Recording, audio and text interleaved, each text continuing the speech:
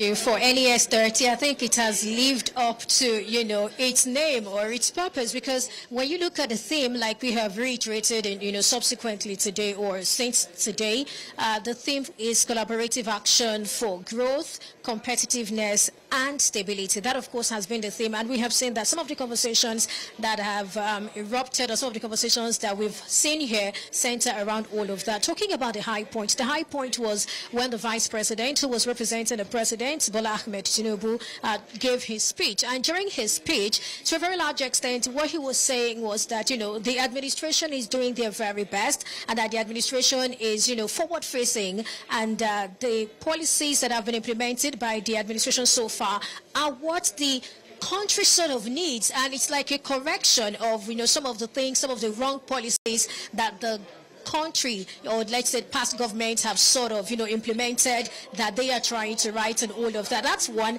And then he also said something. He said that we need to learn to market our country, Nigeria. He said the marketing the country will do us no good, as this will of course probably give the wrong impression to investors. That was one of the things he said. And apart from that, we also had someone that's Indemit Gill, chief economist from World Bank, and then he was saying a lot of things about how that Nigeria actually had the opportunity to make things work some years ago. He said what has happened to Nigeria is that, some of its policies have actually not really helped it, and that's why Nigeria is where it is today. He talked about the forex policy of Nigeria, and of course that talks about when we used to have, so many exchange rates. That's the former region where we had so many exchange rates. And then he talked about so many things really that was wrong with Nigeria before now. And for him, he also believes that the twin policy of this administration, that's when you talk about whether it's fuel subsidy removal, or you also talk about the foreign exchange harmonization.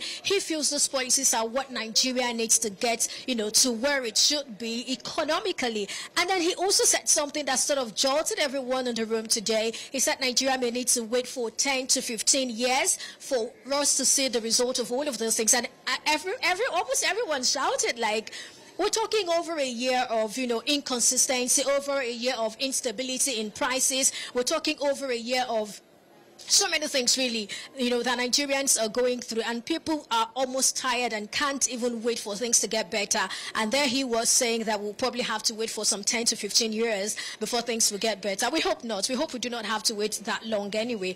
But basically that's it. And we also have, we had the Minister for Budget and Economic Planning, and for him, he was reeling out some of the things, some of the policies, especially from the fiscal side, that have been implemented, and how that these policies are beginning to help Nigeria see, some changes. He talked about, some plants and some of the things really that have started. I think I'll just probably look at my paper and see one of the things he said.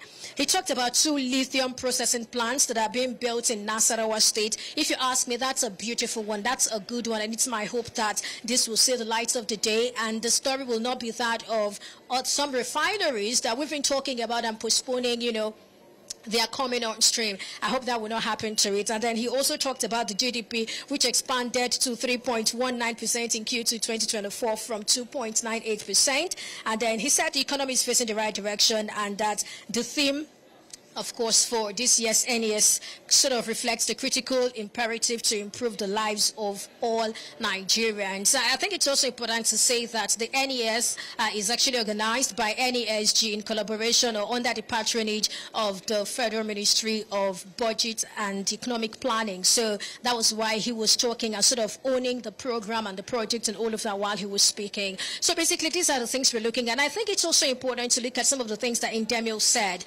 He talked about how the Nigeria and Norway were on the same, they have sort of the same issues, but what happened was that while Norway stayed on its policies, Nigeria has been, having this policy somersault. It starts with some reforms, and it doesn't see those reforms through. He talked about the years 2003 to 2007, saying that those were the years where Nigeria started its reforms, and, at that point there was consistency, but moving forward there was no consistency, and that was why that's why Nigeria is where it is today. And he says that Nigeria really needs to begin to do a lot of things to change the story, to change its trajectory, to make sure that, you know, Nigeria will see the results that it seeks to see.